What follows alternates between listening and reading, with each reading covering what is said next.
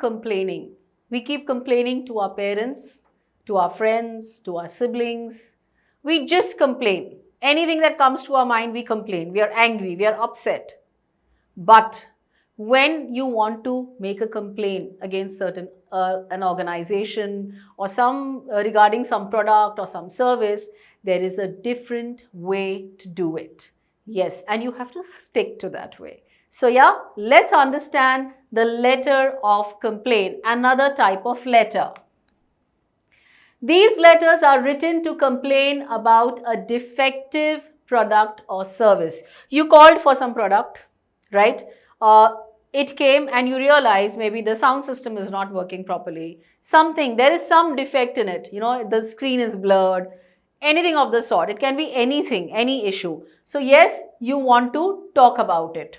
These letters are written in a very polite language. Like I said at the beginning of the video, we complain when we are upset, we are angry, we say whatever comes to our mind. We don't think twice. Blah, blah, blah, and we give it all out. But here we cannot do that. Here we have to do it, but we have to do it politely. Such a letter is addressed to the relevant person of the company. So, depending who has provided the service, who is taking care of the complaints, you will complain to him.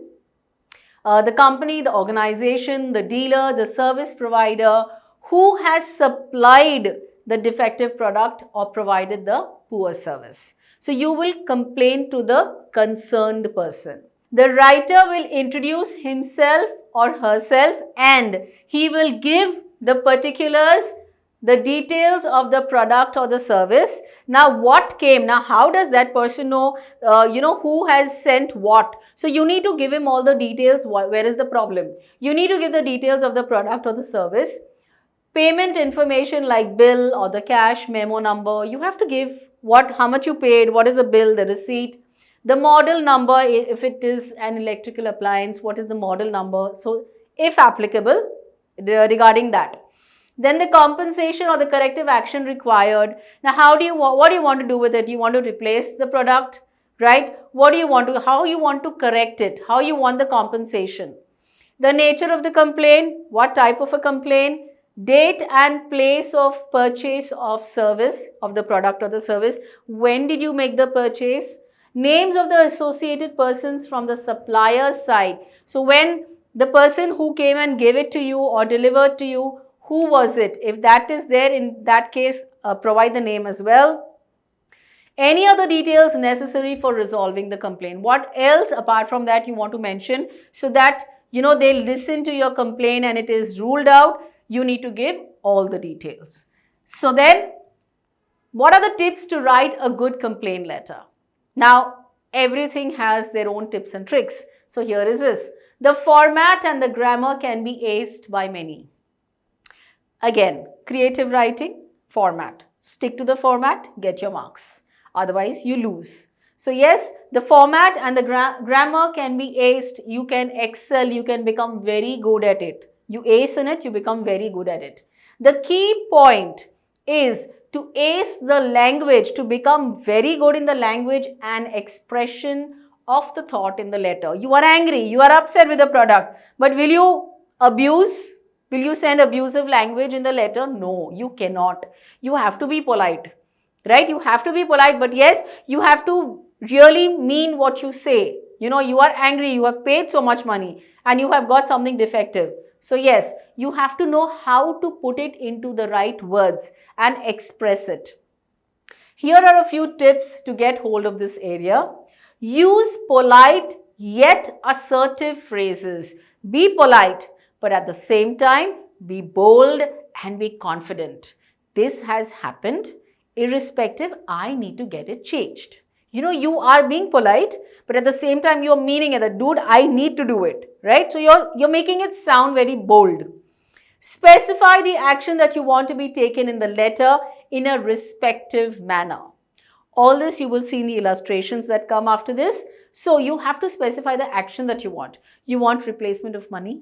You want to replace the product. What do you want? You want them to come and do it again. You have to specify that. You have to be very clear.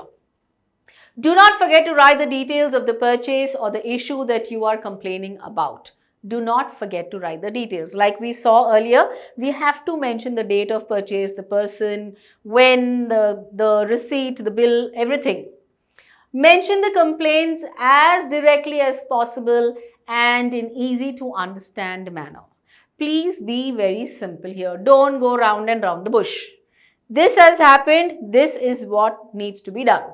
That's it. Be very simple, be very direct, and they should understand it, whatever you are putting into words, your complaint.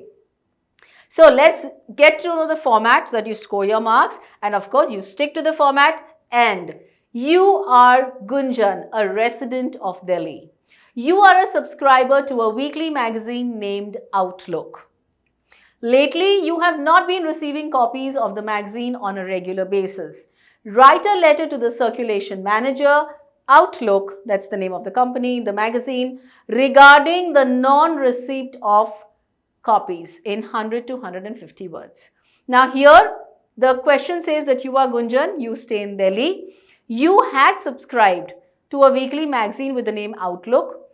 Of late, you have not been receiving the copies. So, whom are you going to address this letter to? The circulation manager, because he is circulating it, right? So, he will know exactly why he's not done it or what is the problem.